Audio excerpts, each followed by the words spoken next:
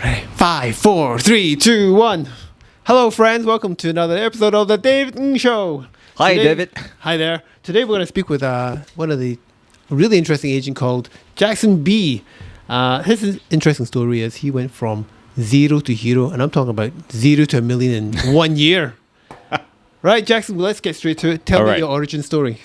Well, I straight out of university, I've always wanted to be an entrepreneur. So Right. I didn't work for anyone then. So I started to have my fitness business straight out of university. Although I didn't study anything about fitness.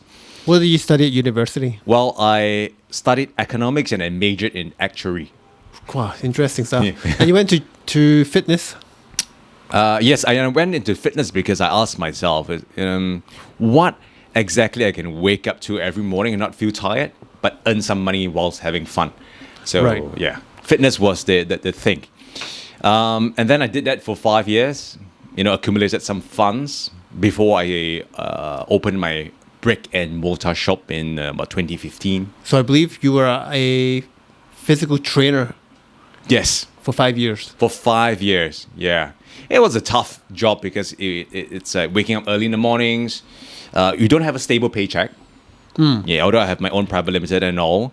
And then, you got to fight with the big boys. And at the time, California Fitness, True Fitness, Pure were the up and coming Yes. honchos right in the industry. So, and then I opened my own brick and mortar shop in 2015 in light of trying to change the landscape here in Singapore because it has a very unique angle to fitness and medical, which I can't divulge because I got to go into it again in the future. Okay. But it didn't work out. So within a few months, I actually went bust.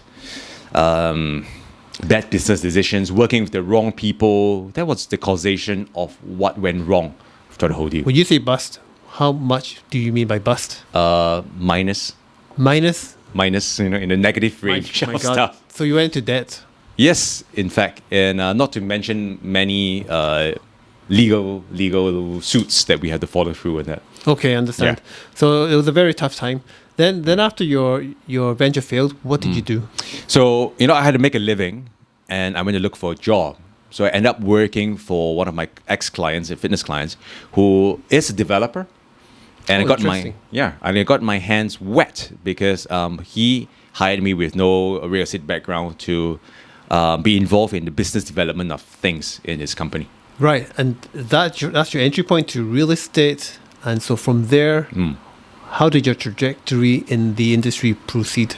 Well, I always felt that being a real estate professional, you need to have a little bit of knowledge in what is to be building or really coming up. So like in the developer side, how to become a consultant. I think that was my angle, right? Right. So I went to sharpen my knowledge in what does it take to actually build houses, buy a piece of land, build from scratch. Right.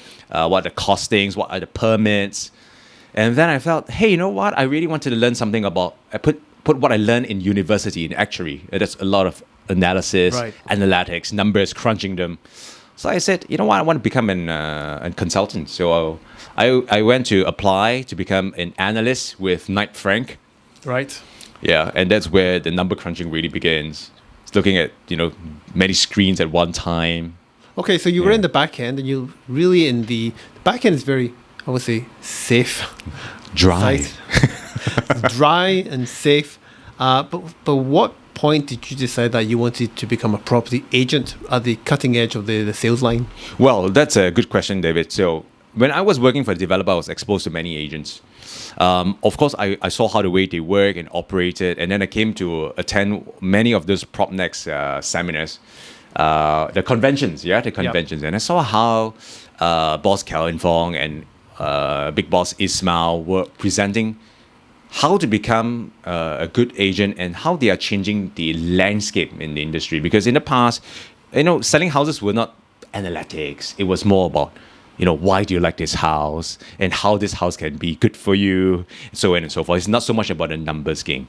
So when I realized that, hey, there's something that I can do to change and more important, to consult, and that was where I was coming from. And of course, the money was good. I'm sure. But which year did you join? I joined in 2018, actually mid of 2018, thereabouts. Right. Who did you join? Well, I joined Bobby Singh. And why? Why? Okay, because he told me a very interesting story.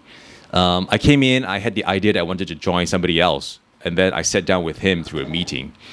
And he shared with me this story, which was very engaging, and that was finding the right fit.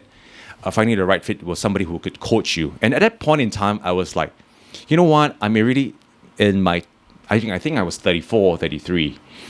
And that's like, in my perspective, and not having anything, and not having made it, being unsuccessful, that was a really pain point for me. And I had no time to lose. That's why I needed somebody who could guide me step by step, who was willing to spend time with me and bring out the best in myself. And then Bobby shared with me a story about the avatar, which I'm not going to divulge here because that is his selling story.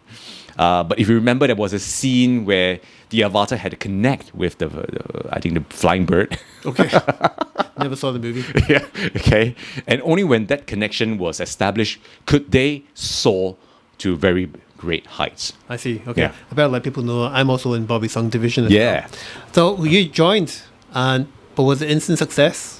No, actually, it was a rocky start because I was in a framework that I had to be by myself. And I was very afraid to actually approach Bobby because he has a very big organization, right? And it's like, how much time does he have for each individual? But it wasn't his problem, it was my problem. I was just very afraid to ask for help. Yep. And, I sort of like procrastinated like for a year and I didn't achieve much. I would say, oh my God, am I in the right industry? Am I doing the right thing? And I turned 35, 34, somewhere there. And I was like, oh my God, I don't have much time because, I'm turning 40 in like a blink of an eye. Oh my God. Yeah. And then things started to turn when, I started to work together with Bobby on a project. He took me under his wing and he said, no, why don't you try this? And then from there, I actually started to engage Bobby more, and he has much more time than anybody can imagine. I'm not saying he has so much time. He's on got his bags hands. of time. Yeah, he's got bags of time. But you must ask for it. You must really Yes. ask for it. Yeah, and then that was a turning point. Okay. Yeah. And how long from that turning point, was that your 0 point? It was still zero. And from there, how long from there to become your first, let's say, pot of gold? Okay, the pot of gold really came in from there about less than a year, because that's where I actually accumulate enough funds to buy my first property. Oh, congratulations. Yes, thank you so much. And that was a big milestone because, it's sort of like you're at the age where you can buy HDB as a single, and then it's like, God, I don't know. It's in my perception, it is a milestone where everybody starts to buy a big asset. Yes. Yes. Very good. Yeah. So what do you think really is the secret to your real estate career? Okay, the secret is no secret, but rather it's about understanding about yourself. And what Bobby actually did together with the rest of the mentors that I have, like Calvin Fong, Alan Lim, and even Boss Ismail themselves, is to reflect to me what were my shortcomings. And they were very straightforward to tell me that. And that was a point in time where I said, hey, you know what? I finally understood what was the gap between how I can see myself and what was the reality I was actually experiencing. Which means that, I can sense that my potential is here, but why can't I reach it? There was this gap. And that gap was something I was trying to figure out my whole life. Right. Yeah. So it's very psychological. Actually, this is something I appreciate about PropNext as well. It is a psychological game. Yeah.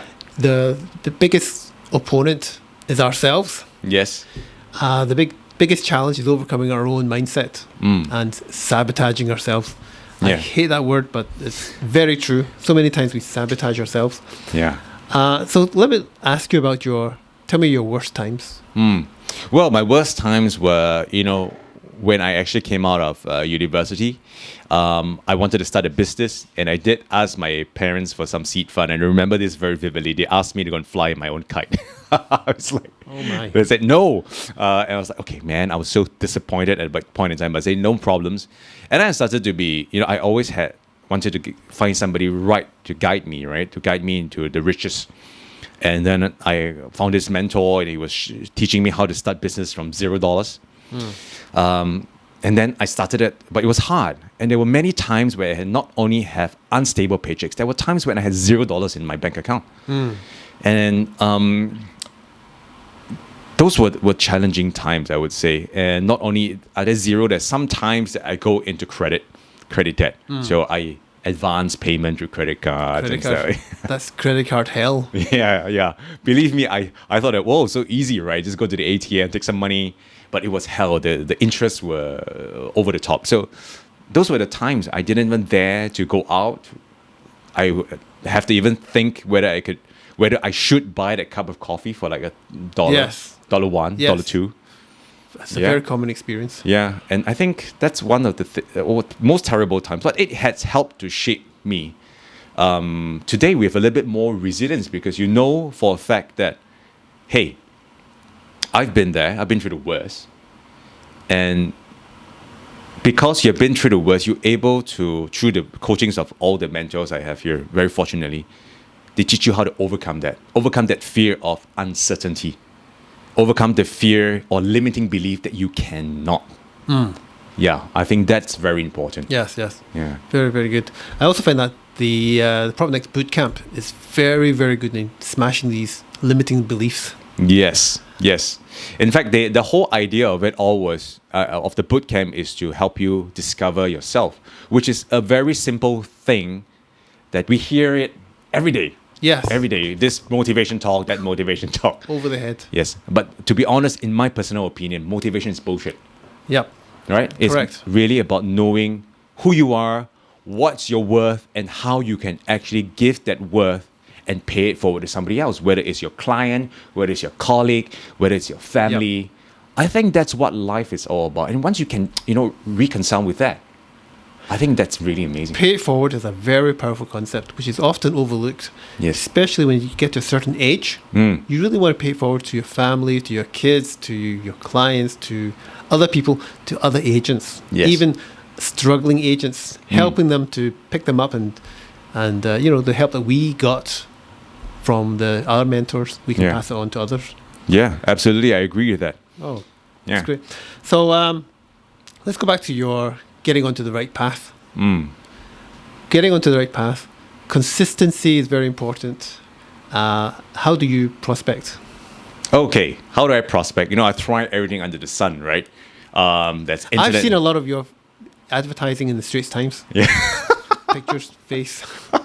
Okay, a so- lot. Very consistent. Yeah. So it's a lot of stamina, I would say, and the methods that people share with you, they all work, but you got to find one that really suits you. So, for example, let me throw a few. There was internet marketing. There is like internet marketing, Facebook, Instagram, pay-per-click. Those are internet marketing. Then there's offline marketing, like what you mentioned: Straits Times newspapers, Chinese newspapers, Malay newspapers, Indian newspapers. They are any of those media. Flyers, right? Door knocking. Yes. And then there is other old schools like telemarketing. Yes. Yeah, so that's how I have tried all of them, and I found one that I'm really good at, and I just focus on that. Can I ask you? Yeah, What which is it? which one? Which Okay, one? I'm actually quite good at telemarketing. You do it yourself? Yeah. Okay, so what happens is that I outsource some of it, and then once the connection is bridged, then I will be the one to continue the conversation. Right. Yeah, so telemarketing is something that was quite amazing because that was how I started off. I was given a sheet of paper to call, and I called every single one of them. I remember to invite them for Amber 45. Wow. Okay. Yes. Yeah, that was how I started. I just went through and through. Of course, I started off with knowing, okay, cannot call after 9:30 p.m. Well, it's just perfect. That's the kind of skill you need during COVID because you can't do so many things. Things change month by month. Yes. So, online, offline, Yeah. telemarketing. Any line. Yeah. Okay. So let me ask you. So you have achieved. How does it feel to go from 0 to $1 million? Well, actually, it feels good. It feels good because I do not have to think whether I can afford a cup of coffee. Right now, what is on my mind is to always, I have no fear that I cannot pay the bills. I have no worries that Right. my parents' allowance or my household are not taken care of. And once that worry is taken off my back, then all I can focus on, I have more energies to actually pay it forward. You know, whether it's to coach somebody, Right. whether it is to guide somebody, but it's also to care for somebody else, whether it's caring for clients or caring for family. I think that's more important. Okay. Yeah. I'm interested in last year. What car were you driving? Last year, actually, I had no car. You had a car.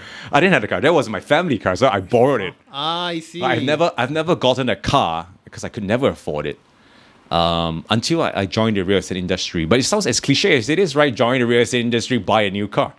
It's not. I really had good thought about it and saved up for it. And that was not the first item that I bought. The first item I bought with my money was to buy a property. Right. Yeah. Where and why? Oh, okay.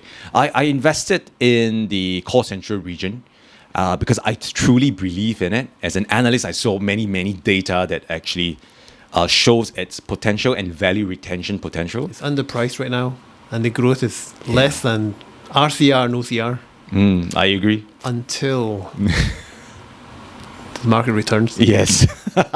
so that's where I parked my first pot of gold. And then when I had a little bit of spare cash, I decided, you know what, maybe it's time to actually pamper myself and my family because we have never owned a Conti car. And yeah, then I invested in a car. Okay. Yes. And what color is this car, and what is the brand? So I invested in a Porsche yellow color Cayman. Oh, that's not bad. Yes. That's really going from zero to hero. Yes, thank you very much. Beautiful car. Yes, thank You you. can hear it coming from around the corner. Yeah. All right, so now you're on. I believe you're doing quite well. Mm-hmm. You've been interviewed by a CEO at the company level, Yes, thank you. right? And you're getting quite consistent results, and you're quite consistent in your prospecting. So your career is chugging along quite well. What's next for you? Okay, what's next is actually I want to pay it forward. I want to build a team of just 3 individuals. Now, many people ask me why 3, right? And I'll say that because this is the number of people that I feel I can spend a lot of time together with them or more time together with them and guide them just like how Bobby has guided me and some of the leaders have guided me on a very personal level. And it's just not about, all those technical stuff. It's also about building resilience. It's also about finding, guiding them to understand themselves, and most important, guiding them to find out what they really want. Yep. That's such a simple question, and when we ask 10 people, maybe only 1 can answer you. Yeah. Yeah. So that's how I feel.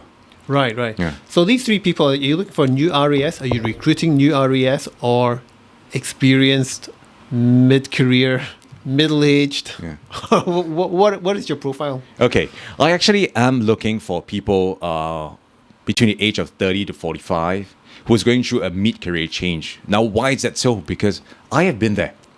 And I feel that, by sharing my experience could really value add to them.